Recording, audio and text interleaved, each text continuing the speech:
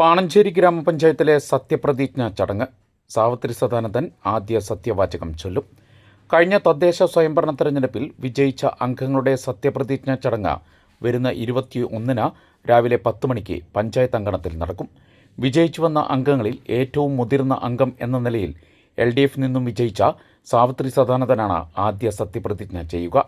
തുടർന്ന് മറ്റുള്ളവർക്ക് സത്യവാചകം ചൊല്ലിക്കൊടുക്കും. 2000, 2010, 2020, 2025 എന്നീ കാലഘട്ടങ്ങളിൽ അടക്കം 4ാം തവണയാണ് സാവിത്രി സദാനന്ദൻ ജനങ്ങളാൽ തിരഞ്ഞെടുക്കപ്പെടുന്നത്. നിലവിൽ 62 വയസ്സാണ്. കഴിഞ്ഞ LDF ഭരണസമിതിയിലെ വൈസ് പ്രസിഡന്റ് കൂടിയായിരുന്നു സാവിത്രി. ഇത് 3ാമത്തെ തവണയാണ് ചെമ്പൂത്ര വാർഡിൽ നിന്നും സാവിത്രി തിരഞ്ഞെടുക്കപ്പെടുന്നത്. 13 സീറ്റുകളുമായി വിജയിച്ച കോൺഗ്രസാണ് പഞ്ചായത്ത് ഭരണം കൈയാളാൻ പോകുന്നത്. എനിക്ക് പ്രായം കൂടുതലുള്ളതുകൊണ്ട് ഞാൻ 2000 മുതൽ തിരഞ്ഞെടുക്കപ്പെട്ട് വന്ന ഒരാളാണ്. 5 തവണ മത്സരിച്ചു. അതിൽ ഒരു തവണ തോറ്റു. വലങ്ങന്നൂരിൽ 2005 തോറ്റു. പക്ഷേ ഞാൻ 2000 ജയിക്കുന്നത് അതുവരെ കോൺഗ്രസ് ജയിച്ചിരുന്ന, ശിവരാമേട്ടൻ ജയിച്ചിരുന്ന വലങ്ങന്നൂരിൽ നിന്നാണ് ഞാൻ ജയിക്കുന്നത്. 33 വോട്ടിന് അവിടെ ജനങ്ങൾ എന്നെ ജയിപ്പിക്കുന്നത്.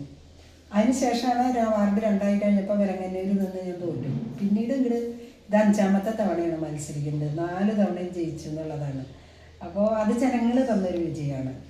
പിന്നെ ഞാൻ പഠിച്ചൊരു പാഠം എന്താണെന്ന് വെച്ചാൽ, നമ്മളെ എന്താണോ ഏൽപ്പിക്കുന്നത് ആ ഏൽപ്പിക്കുന്ന കാര്യം ആത്മാർത്ഥമായിട്ടും സത്യസന്ധമായിട്ടും നടപ്പാക്കുക, അതിൽ വെള്ളം ചേർക്കാതിരിക്കുക.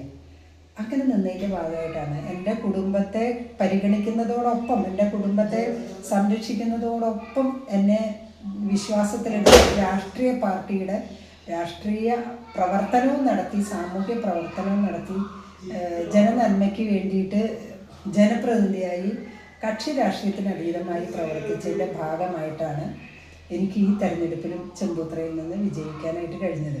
അപ്പോൾ ഞാൻ സത്യവാചകം ചൊല്ലിക്കൊടുക്കുക എന്ന് പറഞ്ഞാൽ എനിക്ക് ഭയങ്കര സന്തോഷമല്ലേ. 24 പേർക്ക് സത്യവാചകം ചൊല്ലിക്കൊടുക്കണ്ടേ? അതൊരു ദൈവ നിയോഗമാണ്. ഞാനിപ്പോഴും ദൈവത്തിൽ വിശ്വസിക്കുന്ന ഒരാളും കൂടിയാണ്. അപ്പോൾ അതൊരു ദൈവ നിയോഗമായിട്ടാണ് ഞാൻ കാണുന്നത്.